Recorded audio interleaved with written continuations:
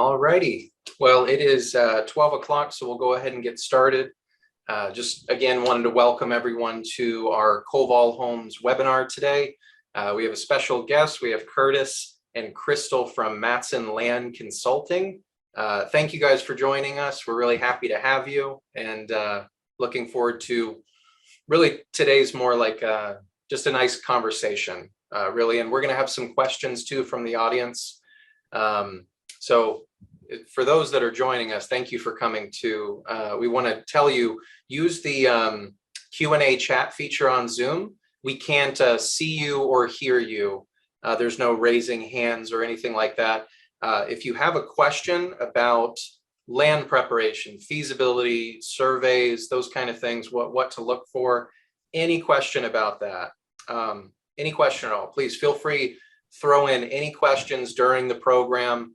Miranda from our Koval Tacoma branch, she's going to monitor those questions. And if possible, we'll try to incorporate some of those into our program. So Q&A chat feature, don't forget to use that. We might mention that a few times just as a reminder. But again, I'm Joey with Koval Homes. We also have Miranda. And as mentioned, we got Curtis and Crystal from Matson Land Consulting. So thanks again for joining us today, you guys. Hello. Thanks for having us. Yeah, no, it's totally our pleasure. We've worked with you guys for a while now. We have lots of clients who come to, really, they usually come into the builder at first and they call us and meet with us and they're like, well, we want to build a home, but we've got all these questions about our land. And my favorite thing to do is tell them, well, we're not a land developer. So we want to, we've got lots of experience and we have some advice, but ultimately going to a professional like you guys is the best thing to do. And sometimes it's the only way to figure out what you actually have to do to have a successful project and not take risks. So yeah, maybe just to get started, can you tell us, you know, what exactly does Matson Land Consulting do? What's your specialty, if that's a good place to start? Yeah, that's a great place to start. At Matson Land Consulting, we like to take the client from the start of the project all the way to the finish. So basically, we would come into the land, we evaluate to see what we need to get started. We offer quite a few different services, from preliminary site analysis, like can this site be built on? What are some red flags? What are some obstacles? What is the county saying about this, or the city saying about this parcel specifically? We can go into site plans. That's where we actually plan out your site conceptually, and then a scaled site plan as well. We work with single family certifications or wetland certifications, where we just make sure that if you have wetlands on your parcel, that you can build where you want to build, and what do we need to do to get to build where that is. We do, and then the permit management, which includes following the permit from the beginning to the end, and then the submission of documents all the way through the final inspection, making sure that any corrections the county is asking for, that we get those taken care of right away, whether it's from Koval or say a civil engineer. Then we also write drainage plans and reports up to 4,999 square feet. So that's like civil engineered plans, depending on the parcel. Yeah, those are the main services that Matson Land Consulting offers. Thank you. That's a mouthful. That's a lot. That's a lot of stuff to do. How do you guys manage all of that? Are you pretty busy? Oh, yes. We have a great program that we use to make sure that all of our projects are kept organized.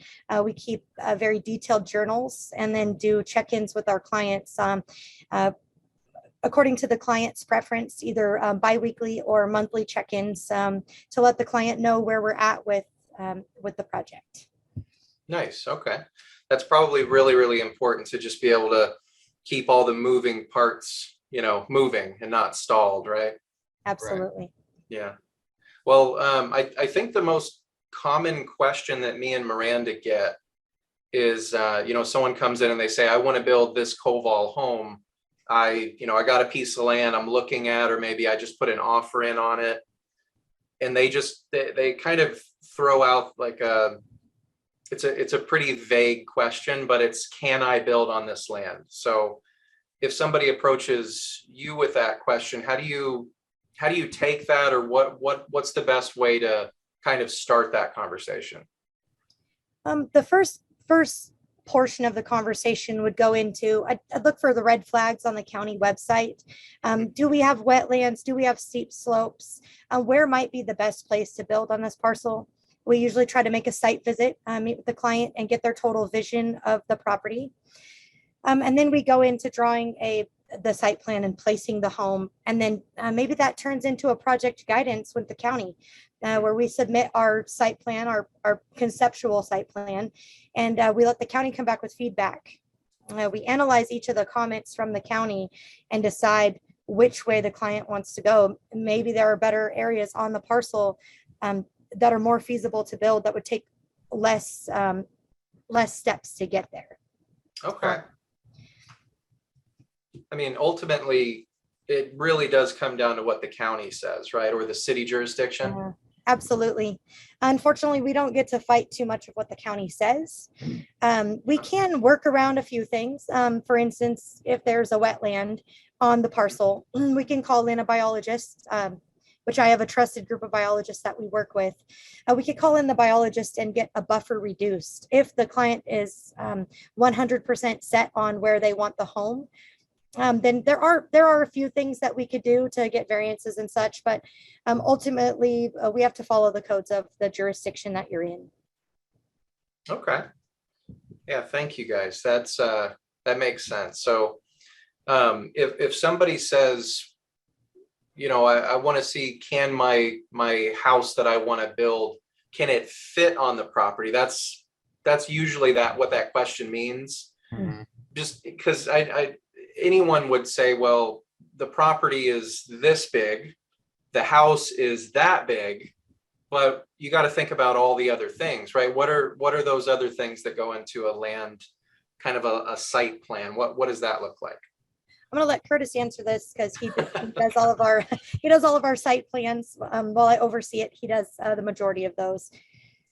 So our site plans, we outline any of the critical areas and basically find the best place to put the house. And we try to incorporate maybe any future builds that they want to do on their lot. Maybe they want to put a shop in the backyard or something. So we try to situate the main residence in an area that best utilizes all the available space that's on that parcel. We don't want to plug it up, maybe put a drain field where we could have a driveway to access part of the property. So we try to put all the pieces in the right places. We keep in mind the setbacks as well. Setbacks are very important, and usually you don't get to dictate what the setbacks are. And there's not a lot of wiggle room there. So we do make sure that the setbacks are laid out on the parcel. And then conceptually, we put that on the site plan. So we place the house on the conceptual site plan with the setbacks and just show the client, you know, this is what the amount of room that you're working with after we have our setbacks. So in some cases, we could say, well, they wanted a 1-story rambler that's, you know, 2,500 square feet, but maybe a lot, given all the setbacks in the critical areas and the driveway and the septic design, that it actually only allows for maybe a 2-story, 1,200 square foot home. So that's where we really like to work with the client to find their total vision. What is your vision? Like, what do you hope to get out of this project? And then we kind of scale back and say, well, this is what you're going to be allowed to do. Let's go to that maximum, but we can't go over. Gotcha. That makes sense. Yeah. So the city or the county, they're going to be pretty set on what the setbacks are, right? That's like this neighborhood, this area is going to have 7 feet or 5 feet on the left and the right side and 20 feet on the front and 30 on the back, something like that, right? Correct. Yeah, it's all based on the zoning. All the different zoning has different setbacks, different requirements. And then you have easements that also play a role in that too. So there's a little bit of research that goes into finding all the components that need to be on that site plan. Right. And then too, you got to think about utilities, right? That's the other big part of this, right? Yeah. Most of the parcels that we deal with are I wouldn't say larger pieces of land, but land that don't connect to sewer that are usually require a septic design. So that's a big chunk of the land, is that we have to bring in our septic designer to determine where can the septic go and can you fit the house and still maintain all setbacks that are required by the county. Right.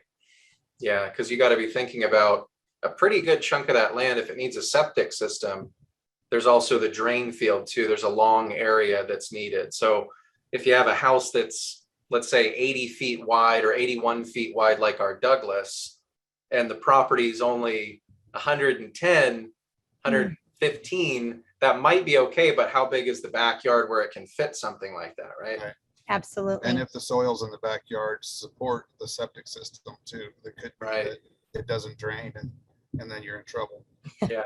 Would you say having a perk test is one of the basic things to do? Absolutely. And that's usually the first thing we call in as a septic designer when we get a feasibility study. The first thing that we do is call in the septic designer. He comes in with an excavator. They dig a couple holes and analyze the soils and determine what can fit back there. Sometimes the soils don't allow for, say, a 3-bedroom house. It could only allow for a 2-bedroom house. And then there's where problems start occurring, where we have to scale back on the home. So the septic designer is the first piece of information that's needed. Gotcha. Right. And we've had clients before too that they've owned a piece of land for a long time. They didn't know it wasn't going to perk because maybe their grandfather left it to them or something. But sometimes clients they'll still install a septic system, but it's above ground, right? It's not the preferred method, but you don't necessarily have to put it in the ground, right? Well, you have to have a certain amount of soil. So on those specific septic systems that are above ground, they would be considered pod systems like the Glendon or the Oscar. And it's essentially where they make these large mounds in your backyard. They fill them with X amount of soil and then put a pod in it. So essentially the drain field is like a pod system as opposed to just draining into rock and soil. Interesting. Okay. So that's an alternative, right? If you want to use the land that you have, that's kind of what it takes to get a house built anyways, right? There's going to be unexpected challenges that you can kind of overcome, but there's always options. Yes. Right. Well, what other kind of common things do you run into if you get a call from somebody and they're like, hey, we want to look at this property? I mean, what else is there to talk about there? Streams, probably, if there's streams on that property or what's actually on that thing. And more than just streams in Pearson King is just wetlands in general. The wetlands in Washington State are highly protected. And so there are buffers that go along with the streams. So it's not just, say the wetlands, but then you have, say, 100-foot conservancy buffer that you can't build in also. And which, as you can imagine, if you have a very small, say a 200-foot lot in depth, you can imagine that 100-foot setback can really pinch you to the front of the property or the back of the property. Also in Kitsap County and other counties, there's eagle nests, and those cannot be disturbed either. So that's one of the other issues we run into is bald eagle nests. In Thurston County, there's also Gopher Studies. Those are studies that are to see if the gophers are on your land. And typically, those are only done between April and October. So if trying to get the county out there between April and October could be quite difficult too. So we always jump on that one right away if we know that it's in Thurston. Okay. Yeah, we've heard of the eagles. We've also heard of prairie flowers, Gopher Studies. Yeah. Right. I have one client who has to go through something called a winter water study, which meant we're waiting until winter. So it was literally like, we'll see you next year. There's no other way around something like that, right? Right. That has to do with the septic design. The winter water study, they want to see how high the water is going to rise in the winter time. That And that can be an issue. And that means likely they're going to have an Oscar or a Glendon, or maybe not a septic at all. That just happened on one of my other parcels recently. So it can happen. It's not likely. Usually my septic designer is good about finding a way around it, but it has happened. And I think that's the right way of looking at these kind of things is, okay, this has come up. What are our options? What's the way around this? Yeah. Having that mindset, whether it's the construction side or the land development or the permitting, having that mindset of let's keep going, let's get through it. I think that's really, really essential. We try to encourage our clients to all have that. I'm sure you guys do the same with yours. Absolutely. We try to give them options. And when a problem arises, we usually hit them with the options and then the consequences of all the options that you choose, and then they make their choice and we move on. But usually it's options, consequences, choices. Right. And, we have sometimes clients, and we understand they want to just figure this out, and it's kind of hard to swallow that bitter pill of that this is a process that takes time and research. A lot of times we have clients who really want us as the builder to be able to answer all these kind of questions, but everything that you're talking about, it really speaks to the need of a professional feasibility study on every project, wouldn't you say? Absolutely. I don't recommend you going, especially if it's your first time building a home. I don't recommend you go into it doing it yourself. There are just so many unknowns. Even us being professionals, there's no way to conquer all of the what ifs. Right. We can really get a good idea and talk to the county, research the records, but you never fully know what you could come across. Exactly. Maybe they're digging out the foundation and it becomes an archaeological site. You just never really know what you're going to come across. So while we try to take all of that in stride and conquer each obstacle from the beginning, sometimes it's not going to happen. Yeah. Patience. I always say building a house takes patience. Yeah, I do too. I think one of the little catchphrases that I've developed over the years, I'll say it takes more patience than money to build a house. It takes a lot of patience, a lot of endurance and persistence, because that's how it is. They say that the best things in life are worth waiting for, or are harder to get. And that's definitely true when it comes to building. Absolutely. Yeah. That's one of the things we like to do with our clients is when we're checking in with them, I like to reassure them that, hey, while it seems like this has gone awry, it's actually on track. And these are the things that from here on out, you can expect, maybe it's 12 weeks for the civil engineer that we weren't expecting from the beginning. But now the county has said, due to critical areas or steep slopes, that we actually have to have a civil engineer get involved. And while it seems like a big hiccup, 12 weeks in the grand scheme of things it just takes patience. It's going to happen. We just have to bite the bullet and get moving on. Exactly. And before we continue that thought, for all of our attendees, I just want to make just a real quick announcement. I'm told that our Q&A chat feature has been disabled for some reason. There's been some issue. Miranda was monitoring this. If you notice on Miranda's name, she put her phone number there. Please feel free to text her.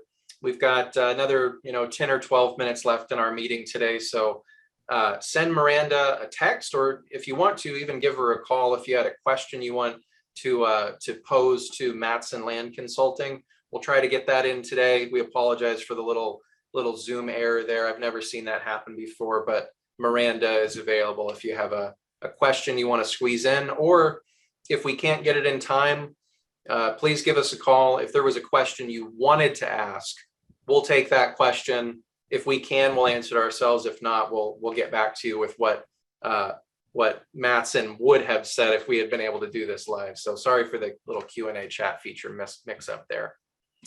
But yeah, anyways, yeah, sorry to cut you off there, Crystal. I just want to make sure that everyone was aware. Yeah. I think I was on the line of just reassuring our clients that things are moving like they should be moving. And just reassurance is a big thing in this field, just letting them know that we're here with them. We're going to stick with them till the end. Yeah, yeah, absolutely. There's twists and turns and ups and downs to every project. You know, we like to talk about home building as a journey. Like, you kind of have to, if you want to do this, if you want to go on this great adventure, you have to get in the boat and get going, because you really don't have anywhere of being completely prepared for every single thing that happens, but you've got your crew there on the boat. You know, they're going to get you through it. They're going to help you have options, and you know, they're going to get through it. You know, where there's a will, there's a way. That's definitely true with building and sailing. Yeah, absolutely. Yeah. It's a good analogy. Yeah. Well, Miranda, I don't know if you're getting any texts or anything yet, but if there was anything that you wanted to ask Matson Land Consulting, or anything else that you've heard from our homeowners. Thank you, Joey. I actually do have two really good questions for Crystal and Curtis. So the first one is, should I get a feasibility study if I want to do a demo and rebuild? For demos and rebuilds, I don't actually recommend a feasibility study. Most of the time when you're demoing a house, we know that the soils have perked. There could possibly be a septic there or connection to sewer. And two, we know that water is available. A feasibility study would not be necessary in that point. Excellent, thank you. Second question, are there different levels of feasibility studies, and how would we determine the level of the feasibility study that would be needed for a given property? Typically, I try to start out with a prelim feasibility study, which is basically in this market for buying land, it's difficult to get a 30-day feasibility study period, which means that you can't do full feasibility studies.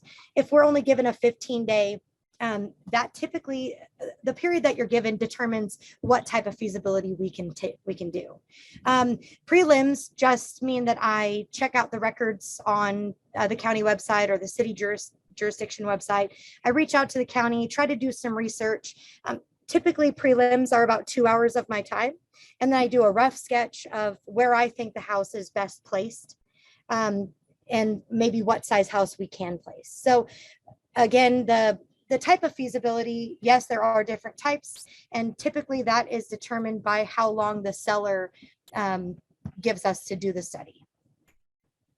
Excellent, thank you. If anybody else has any more questions, have my phone right here. So just send me a text and I'll be happy to ask that right now. Thank you, guys.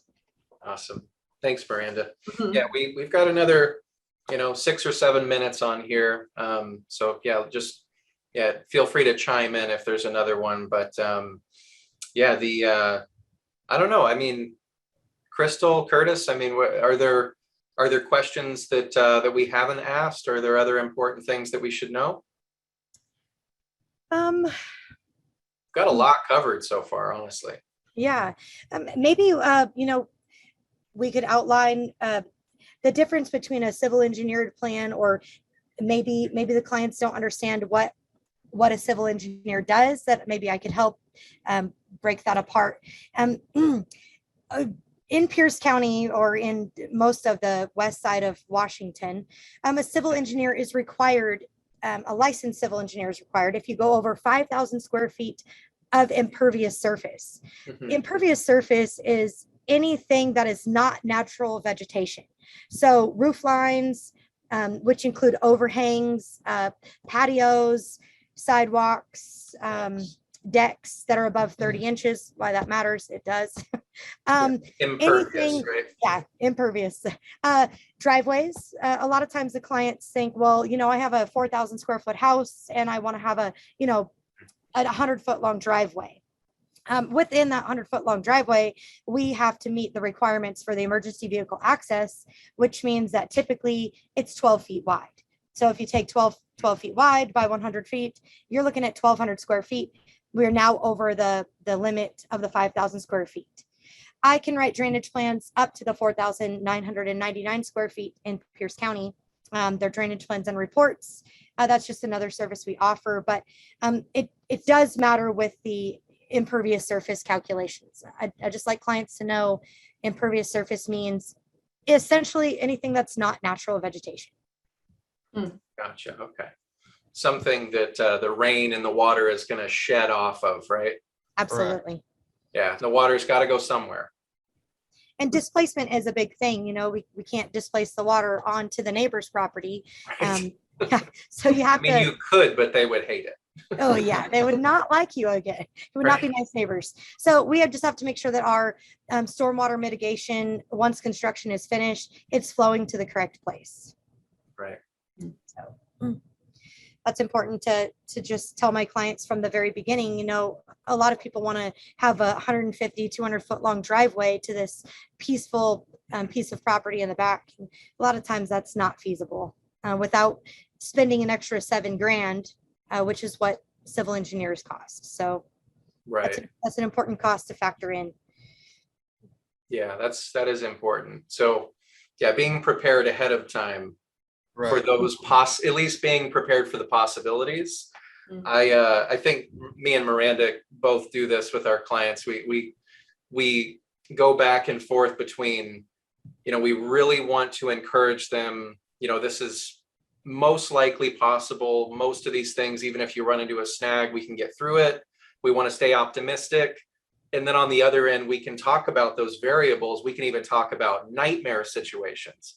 And it's okay to talk about that, but you can't focus on that because, I mean, most of the things we worry about, they never happen.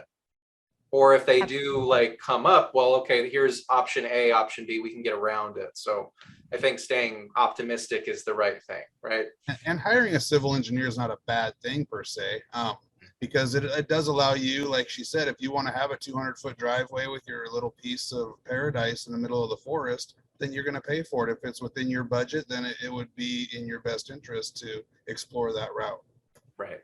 Yeah. And there's certain things that are okay to scale back on, or, you know, it's not exactly what we would say, but cutting corners. You don't want to cut corners on most things, but some things you can kind of, you don't have to have this much money put into something. But when it comes to the site development, or especially those land studies to get things going, that is not something to skip on. You want to have that. Maybe instead of spending 20 grand upgrading the house, maybe that's something to scale back on, and you can get those fancy new showers like next year and the anniversary of building the home. But definitely don't skip on the land planning and permitting and all that kind of stuff. It's a good option to have a conversation with the client from the beginning, again, to gather that vision, and then to say, you know, these are the obstacles we could come up against. And then we sketch out that site plan, the conceptual site plan, and say, this is the best place for it. This is where you're going to stay out of those areas that are going to require a little bit more money. But if that's what you absolutely want, this is what you're going to have to do to get there. I think that's super important from the very beginning. Yeah, we do too. And we only have a few minutes left. So I, again, really, really appreciate all you guys, your insights and answering these questions. We did have one final question, I think, right, Miranda? I actually have 3 more questions. Okay. Can we pick just the best one? Is that okay? Well, maybe we can, just for the sake of our time today, maybe just one more question. Let's see. So if we're just doing one, let's do, would a gravel driveway be considered impervious or just paved? Gravel driveways are considered impervious. Okay. And I just want to squeeze one more in here. I'm sorry, Joe. Yeah, that was an easy one, right? I figured, right? It's a 2 for 1. How much does it typically cost for you to manage all of the site prep? My typical site plans are $1,050, and then permit management is $2,850. So that would get you from start to finish. So $1,050 plus $2,850. Great. Since that was so quick, I'll just ask the last. Go for it. Hey, it's not 12:30 yet. No, you're doing good. That's what I figured. Thank you. Somebody is saying they're having trouble getting well estimates. Will you help with this, and what's the current lead time? I can definitely help with that. That's would be considered like a feasibility study. Typically feasibility studies start at $1,550, I should clarify. And I could probably get that done within 2 weeks or so. Man, Awesome. that was Thank you for awesome. You taking guys, I'm glad you were able to get all three in. I felt bad saying that, but I'm like, we got to respect the time. No, that's That was okay. awesome. Okay, well, again, anyone who's attended today, or if you're watching this recording, you know, later on when we post it, please reach out to myself or Miranda. We're happy to guide you along that process, and especially share our resources like Matson Land Consulting. Let us know if there was a question you had. Miranda, you might still be getting questions within the next, you know, hour of posting this, since your phone number is right here. So please, yeah, take care of those questions. Any of our homeowners that are asking questions like that, we'll get them answered. Again, Curtis and Crystal, thank you for coming, and Miranda, thanks for assisting too. We look forward to continuing working with you and the many, many clients that are building their dream home. So want to thank you guys again. Thank you for coming. Thank you for having us. Thank you. Awesome. All right, we're going to log off. Again, thank you for everyone who attended. We'll see you around, and thank you for choosing Koval. We'll see you later. Have a good day. Bye-bye. Bye.